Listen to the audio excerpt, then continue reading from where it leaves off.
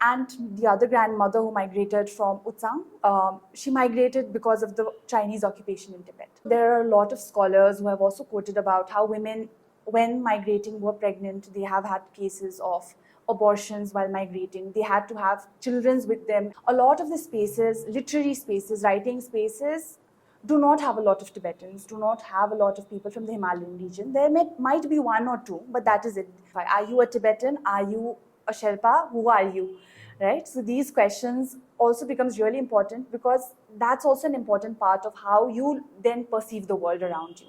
One of the challenges, even when, again, to connect it with what Pomelo does, is sometimes the onus then becomes on you. Like, why I don't know about mixed heritage. Because the Tibetan identity, this is something that I talk in my MPhil research, is also because it's also shaped by being a Buddhist. Indeed.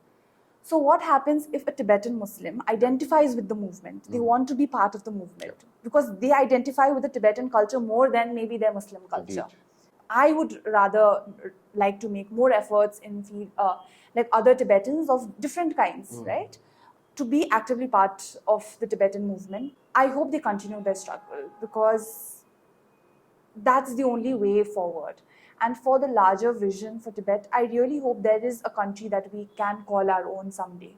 Unsilenced Voices of Young Tibetans is a podcast presented by the Foundation for Nonviolent Alternatives, where young Tibetans share their personal stories, experiences, opinions, and journey in exile. Tashidilek, namaste, and welcome to FNV's podcast, Unsilenced Voices of Young Tibetans. Today we have with us a Tibetan woman who has been the voice of her own community through her research work on the fields of gender, migration, and minority rights. She is also the co-founder and editor of the e-magazine, The Pomelo, exploring Himalayan voices, which I myself have been able to go through. So welcome to our show, Nangsel Sherpa. Thank you. Thank you. So, Nangsel, could you share with us your journey into this field of research that focuses on gender, migration, and minority rights? And what initially sparked your interest in these areas? Like how does your Tibetan identity influence you when you do such research? I think so that's a lovely question to begin the podcast with. And I feel to give a little context to the viewers and the listeners. So I come from a mixed heritage background, which means my grandfather was part of the Chushi Gwanruk, which was a Tibetan resistance or a Tibetan guerrilla group that has been termed by scholars. And then he had migrated in the 1958 to 59, between that, to India. And on my paternal side, I have Sherpa heritage. With this mixed heritage of having migration histories from both Tibet and Nepal to India, finally settling in Darjeeling, I was able to understand how migration becomes a really important part of my identity and how migration in all forms, especially in the Himalayan region, is really crucial. And it was also with the scholarly engagements that I was able to make sense of what was happening, like why migration happens, why is it important, and also question of gender becomes really important because both of my grandmothers, they also migrated. One who migrated due to economic reasons from Nepal, and the other grandmother who migrated from Utsang, she migrated because of the Chinese occupation in Tibet. So these different types of migration, especially for a woman who was traveling independently, also added a lot of context. Like how would it be different for a man to migrate versus a woman to migrate? So these questions of gender, class, education, and also the regions that they were migrating from. I think so these shaped my ideas of why gender and migration really became important to me to engage with as a scholar and as a researcher. And I feel minority rights became a really important question because in India, you are a racial minority, you are an ethnic minority. So I feel my positionality as a woman with histories of migration from both my paternal and maternal sides, as well as me being a minority in this country, made me think of how gender, migration, minority rights are interlinked, they intersect, and is also crucial for not me, but for a lot of women who are there, and due to which my research then focuses on these larger themes. So two interesting things that came up from this was like you said about Chushi Khandro, like what do you feel is their relevance when it comes to Tibetan current history, and the current form of freedom movement that we are going through? That would be one. And the other thing is very interesting how you pointed out that the migration of Tibetan women sort of differs from the migration that Tibetan men had to carry out. I mean, this is the first time I myself am hearing such things, because the other aspect that I sort of heard or read about is like Jamyang Nubu. He came out with this argument of Tibetan women heroes, because we sort of till now have been seeing that all the heroes, all the resistance movements are men, but there were also women. So this is something interesting, and could you expound more on these two? Currently, I'm also doing I'm writing a research paper called Mapping My Grandmother's Footprints, exploring gendered migration in the Eastern Himalayas, where I am actually tracing my grandmother's histories when they migrated, but also looking at other women who migrated, who were from the Sherpa community or who were from Himalayan ethnic communities, who migrated from Nepal due to economic reasons and also from Tibet due to forced migration. And I feel there is a stark difference in how women migrate. I think so. There are a lot of scholars who have also quoted about how women, when migrating, were pregnant. They have had cases of abortions while migrating. They had to have children with them, and the responsibility and the onus somehow falls on the woman itself to protect the children. I'm not denying that the father would not be involved, but a lot of the times the father is not present. Then it's on the mother, a pregnant mother, a mother who is also biologically, I'm not sure, in a weaker sense in that way, would then have to migrate. So these questions of this, plus as well as cases of sexual violence that might have happened during the course of migration, we don't ask that question. I'm not sure if I've come across sexual violence during the process of migration. I'm not sure if the women are comfortable enough to share, but I'm sure these questions would have been happened if there, because I'm sure this instance would have happened, if at all, on how women generally experience, because these experiences then shape, as well as what happens post-migration, right? How do they resettle in a new country? Like for my grandmother, if I can speak from a very personal experience, she had to go to her relative's home. And the relative's home, as a woman, it's not a safe space, right? To conflate questions of home as a safe space would be again a very generic observation, but it's also very crucial with the current movement and the knowledge that we've had, that these are not necessarily safe spaces. Then women having to go to be again helpers, to go, a lot of the women I interviewed then would go to HMI, like there's a Himalayan Mountaineering Institute where they would carry load to help the mountaineers, climbers, to do a lot of those work. As well as we've seen instances how women also have played a huge role in the road construction in Shimla, in Uttarakhand, and yes, in Manali as well. So these questions then would have had a very gendered connotation, and I think so these questions and these conversations are emerging. Very interesting, because like I remember even my father, like he said he was born in the border, so I did not understand in that level which you spoke, and certainly I believe like women definitely during that time must have gone through a lot, and you exploring on these themes are very much needed to understand the holistic picture of what really happened. What we as Tibetans have said have happened. It's true, it has happened, but there are other aspects which still have not been covered and needs to be covered. And what you are doing, and even your friends at Pomelo, I believe you are doing the same thing through that level. It's very encouraging. So on that note, like two things. Another thing, you bought the Himalayan Mountaineering Institute. So that was initially initiated by Tenzin Norgay Sherpa, if I'm not wrong, or what's the history behind it? I'm not sure if I'm like completely aware of the history. I think so it was established by Padmaja Naidu after independence of India. Okay. With the help of Tenzin Norgay, but yes. Okay. So on that note, like, could you share us more about what Pomelo does? Because I've been going through their website, and things that captured me is you have been capturing the oral history of the Himalayan people, which is very much needed, because our older generation, they were not in the sense given the sort of education that we were able to receive, because for them the basic sustenance, for them the basic drive was of sustaining life. They sacrificed everything for their next generation, their children, to attain such education. We are the proof of that. So what do you think they have been telling you, and through Pomelo, what have you all been doing? So the Pomelo was actually envisioned by my sister, who started it first, and then my other cousin, who is also a Tibetan Muslim, she then wanted to take it forward. So it was the three of us who initially started to document and to amplify Himalayan voices that might not particularly find a lot of space. So this would also be because in India, so because I was born and raised in India, a lot of the spaces, literary spaces, writing spaces, do not have a lot of Tibetans, do not have a lot of people from the Himalayan region. There might be one or two, but that is it. But a large number of women are not constitutive of that. So we wanted an organization, a collective that's mostly based around women and other gender minorities, at the same time looking at issues that the Himalayan people that deal with, right? Because the way we experience gender, the way we experience religion is very different from the rest of the India. And even in the continent, it's very different how we experience certain things. So that was the main goal.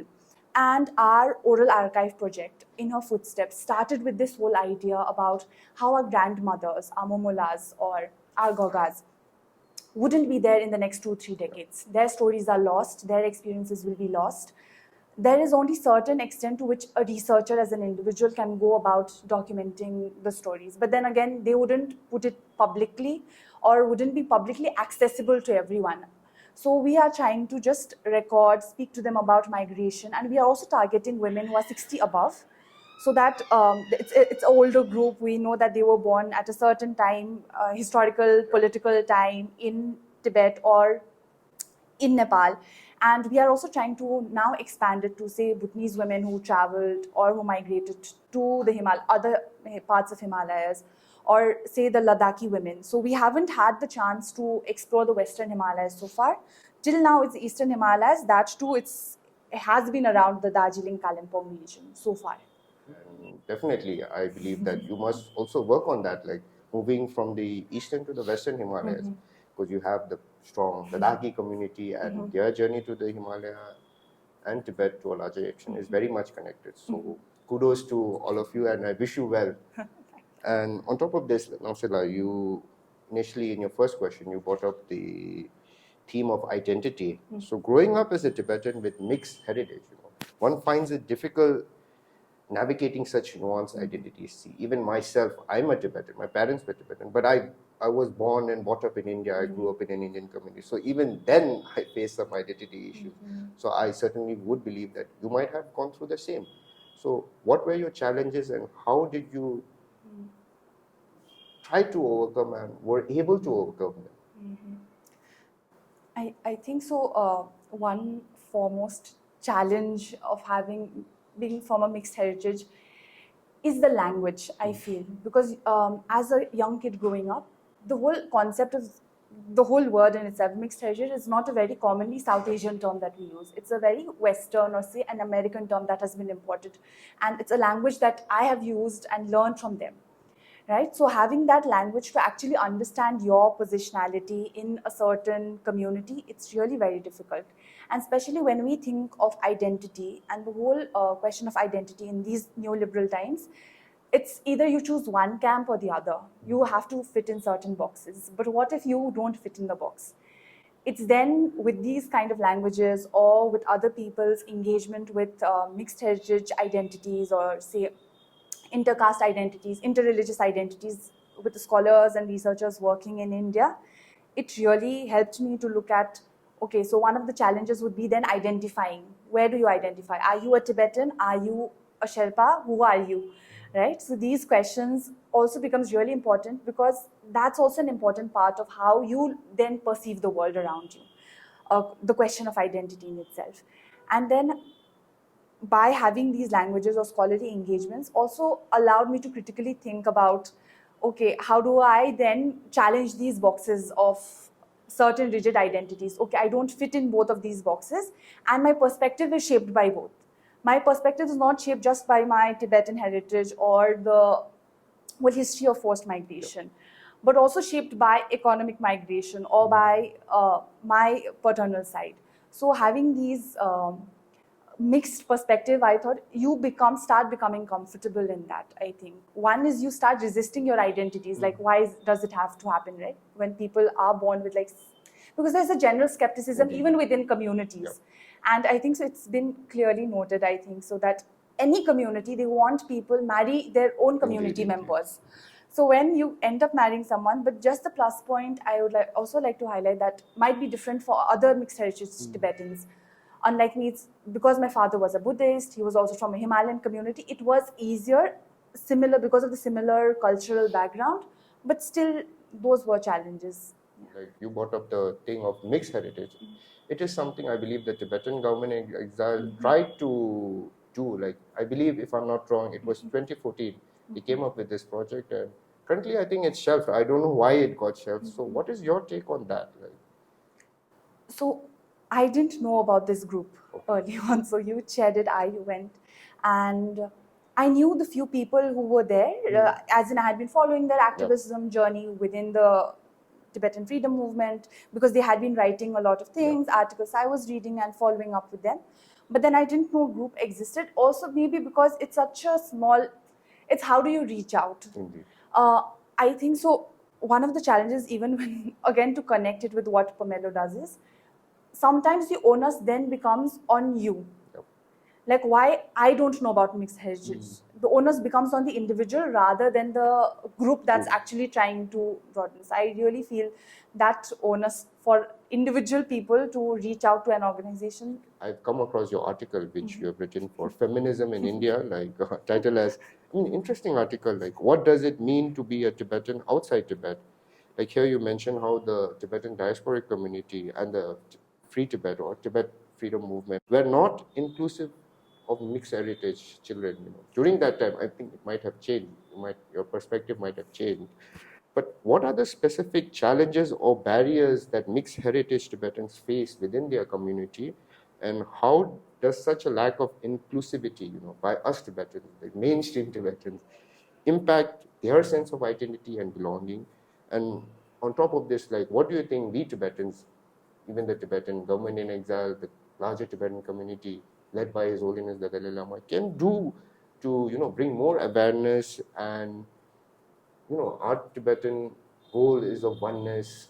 That's what His Holiness says. So how do you think we can achieve? Because you're someone who's gone through this. So I think your message and your thoughts would definitely echo and do a lot of good in this, I believe. It's an interesting question. And for me to answer this, I think it was written in 2020, and I feel I had a lot of angst, as well as my co-author, like my cousin sister Tasneem. So she is a Tibetan Muslim, and what we again to contextualize, because we are both from the Eastern Himalayas. Indeed. The Tibetan settlement in Darjeeling is a scattered settlement, right? So having this context where Tibetans are spread out throughout the town and the region, it's not in one location So what eventually happened, what we felt at that time was we weren't being part of the freedom movement, the activism, or the Tibetan circles in our age, at our age, the 18 to 25 age group, right? And maybe it's not that we aren't putting the onus on them. However, we are saying maybe that's an extra effort that we can put to have other Tibetans, also different types of Tibetans, be a part of it. Because the Tibetan identity, this is something that I talk in my MPhil research, is also because it's also shaped by being a Buddhist. Indeed. So what happens if a Tibetan Muslim identifies with the movement? They want to be part of the movement because they identify with the Tibetan culture more than maybe their Muslim culture. Indeed. So what happens when the movement or the Tibetan identity then is catered towards the Buddhist identity? Would they feel inclusive towards it? Or how can we make it a more open space for them to come and join, especially the Tibetan Muslim youth? So with that perspective, we had written, and I definitely believe that it has changed during the last 4-5 years that since we've written the article, it was published. We really feel that our perspectives has changed as well. We know what the hurdles are. We now, because even when we wrote that article, we said it's a very personal perspective. It's not a generalization at all. Indeed. Someone who's a mixed heritage Tibetan can be an active part of it, and they are an active part of it. So that was our perspective, but definitely it has changed, and we've also understand what our faults were and how we can also take an extra effort. But yes, definitely I would love to see, I would rather like to make more efforts in like other Tibetans of different kinds, right? To be actively part of the Tibetan movement, as well as the Tibetan communities that form in different parts of India. And do you think that the Tibetan mixed heritage group should come back, like should be revived? Because I told you before, like it got shelved to a certain extent, right? It should, if the goal was then for different identities who might not look Tibetan, right? Because again, when you talk about what is being Tibetan, you have to look a certain way. Indeed. And I think so I am glad in that way, because I look Tibetan in that way because of my facial features. Maybe for a person who has different facial features, for them to be identified as Tibetan would be a very tricky part. Indeed. Because of the stereotypes associated with being a Tibetan. Calm, you are a Buddhist, you look a certain way, you dress up a certain way, and you eat certain kinds of food. If this person is very different, I think so then it would really help individuals who might not look but might identify inside themselves as Tibetans. It would really be, I think so, a good initiative for it to come back. Indeed, and like I also believe we Tibetans from the mainstream should also try to understand your voices and read your literature, because I've been going through some literature on Tibetan Muslims, very interesting. Like its history dates back to the great fifth Dalai Lama, like how he gave a order per se saying what the Tibetan Muslims could do. So very interesting. I think we Tibetans must also go through such material, understand our own history, which is not. I mean, Buddhism plays a major role, but it is not only Buddhism. We have different things. Tibet as a nation, I mean, many tend to say it was closed, but one can also argue the other way. Tibet was way open during a certain period, and it's in some ways disheartening to see in our Tibetan parliament exile when a young Tibetan Chitu, a member of parliament, raised a very pertinent question, which you said, like there might be a time when a non-Buddhist Tibetan might want to be a leader, want to lead the freedom movement. But the counter that she received was very disappointing, in my opinion. Maybe they can also take note of such things and understand Tibet as a whole. Yes. So thank you for sharing with us this very important point. And on top of this, you've been growing up in Darjeeling, very interesting place. Like there was a very interesting interview by Voice of Tibet. I believe you should watch it. I'll recommend after this interview. So what similarities and even differences do you find between the Tibetan and Himalayan people? And does the ancient culture, the social linkages between Tibet and India in the Himalaya, which is called the melting pot by many, play a pivotal role here? I do feel, and especially the Eastern Himalayas, and I feel Kalimpong in this region has like a rich heritage of having linkages to Tibet, as a lot of ambassadors came and stayed out there. Then it has connections to Bhutan as well, to the Sikkimese royalty as well. So Kalimpong, I feel, and us being part of that region, with Kalimpong in the epicenter, plays a really important role. And there are a lot of cultural and religious similarities, because most of them tend to follow Tibetan Buddhism, but I would also say the Himalayan group, ethnic group, it's also very diverse. It's not a homogeneous identity at all. And they come with different cultural practices, different religious practices as well, even though they might be following Buddhism, and as well as different religious identities as well. Because in Ladakh, there are a lot of Ladakhi Muslims as well. So from Ladakh to Tawang, I feel you see a varied length of diversity even within the Himalayan community, but definitely because of the past experiences. And I also feel that is due to the regional similarity, because they belong to that Himalayan belt in itself. I think so, because similarities also come from that. Nangsel, like you've been researching on minority. So do you find a difference when it comes to like how, governments, be it democrat and authoritarian regimes, like the classic example is India and China here. Do you find a differences of how they look into minorities? I feel there is a difference, but I also feel there is not a difference. So the difference would be the minorities in democratic regimes do tend to have a voice. With whatever, there again might be a lot of ifs and buts and a lot of things, but they do have a voice in a democratic country, right? And like I'm able to share, we are able to record this Indeed. podcast, it's itself telling of how minorities have a voice, the literal voice in itself, in that way. But in an authoritarian regime, I don't know if the setup was somewhere located in Beijing or in Shanghai, if we would be able to have even His Holiness's portrait or even talk about these issues that we are talking about. So in that sense, it's really very different. But also the not so different part that I highlighted earlier is minorities anywhere around the country, because of the, I'm not sure if it's a numerical minority or a minority where it's been created due to certain majoritarian communities that create.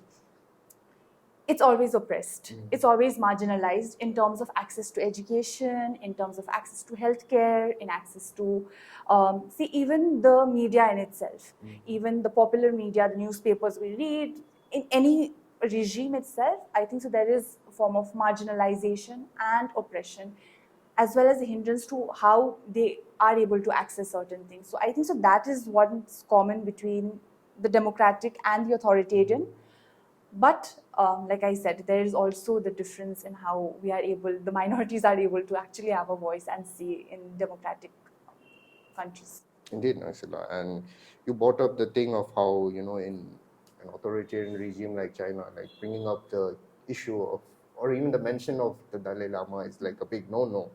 So what is your vision of Tibet as a general, and how do you view the current situation of our fellow Tibetan sisters and brothers in Tibet under Chinese occupation? Because at the end of the day, like we are a minority among Tibetans, Yeah. population-wise, I'm saying. Yes, A yes. larger chunk is there, like more than 90%, if I'm not wrong, is in Tibet. So what's your take on that? So I really feel, and especially the recent Derge protests, Dam protests. the dam protests have also been telling of both the ecological impact because of the government towards Tibetan communities, as well as the cultural impact, because then it was not just the dam that was being constructed, it meant also relocation, submersion of the monasteries, relocation of these two villages, right, with a lot of Tibetan, with a Tibetan majority, in a Tibetan majority region. So I feel there's, and plus along with a lot of news, we end up reading in news how there's a lot of DNA tests happening, and there is no freedom of speech or freedom to do a lot of things, even to freedom to practice your own religion. So the condition, I don't know if it's improving, but at least I feel now there is much more consciousness outside Tibet about what is happening. And I think so this is a big part due to the media. I think so phone and the digitalization has also helped us a lot in that way, that people are just able to take out their phone, record what's happening, and then send it across, right? Even the digital is banned in a lot of ways, right? There is no Facebook, there is no Google that works. And so I really feel that the situation isn't improving from what I see as an outsider. So because the situation isn't improving, but then what I see is it's better that we are coming to know what's actually happening, so that the larger world is able to know what's actually happening within Tibet, what's the condition of the Tibetans living in Tibet, right? So this is something that I really feel that's there, as well as the fact that for the Tibetans out there struggling, I hope they continue their struggle, because that's the only way forward. And for the larger vision for Tibet, I really hope there is a country that we can call our own someday. I feel to have this, to be a liminal citizen, I think so Sonika Gupta writes in this paper, Enduring Liminality. To be a liminal citizen is not forever. It shouldn't be forever for the Tibetan community. And I do hope there is a nation to call our own, like to go back home if you want to, or like that is like, I really hope it happens and it's possible in the future. Indeed, very thoughtful words from you, Nangsela. And like before we did our podcast, we informally talked about your mother. So an interesting thing you said was she's leading this group in Darjeeling. So could you expound more on that? Yes, so because like I said, my grandfather was from Amdo. He was from the Chushi Gandruk, and my mother is part of the Amdo Kitu. So it works on the issues of, I think so, issues, or I think so, community. It forms a community of people who are Amdo by ethnicity, and then works with the issues. I'm not sure if it's in the Kidus are there in other settlements as well, but I think there is. Okay, interesting. I think different settlements have their own kituk, like Yeah. different groups, and your mom leading the Amdo kituk in Darjeeling, right? Yes. Very interesting, and seeing her daughter doing such amazing work definitely says a lot, like upbringing and everything to a certain extent. So, Nangsela, we are short on time, unfortunately. So, finally, I would like to ask you whether you have any messages to our fellow Tibetans worldwide and also the plethora of Tibet supporters. Yeah. I feel just the message is to continue the struggle from wherever they are, right? For a free Tibet. I think so that's like a message. And for the Tibetan supporters who are not Tibetan or might not be linked directly to the Tibetan cause, I'm really grateful for their support, their continued support that has been able to highlight the Tibetan issue in a lot of platforms. So, yeah, that's my message. Indeed, Nangsela. So, this is a perfect time to end it. And I would like to read this line. This is a very interesting book. I would recommend you to read it. It's called The Tibetan Caravan. It's about the Western Himalaya, about the Ladakhi Muslims and their connect. Not only Ladakhi Muslims, the Ladakhi people and their connection with Tibet when it was free and independent. So I've not gone through it personally. Just read a few pages. But an interesting thing about the author's son, like he's written a foreword. So I think that would be the perfect thing to end it. So let me read it if I have your permission. So he says that Tibetan caravans, in ancient times, Tibetans and they would do business through such caravans. So he says that Tibetan caravans is a testimony to the organic relationships between societies who've learned how to hear each other out, argue, and even do battle, and yet remain hospitable to each other. So on that note, Nangsela, thank you for coming. Thank you for sharing your thoughts. Thank you so much. Thank you so much, Samir. Thank you. For more updates and videos by FNVA, click on the link and please subscribe to our channel. Thank you for watching.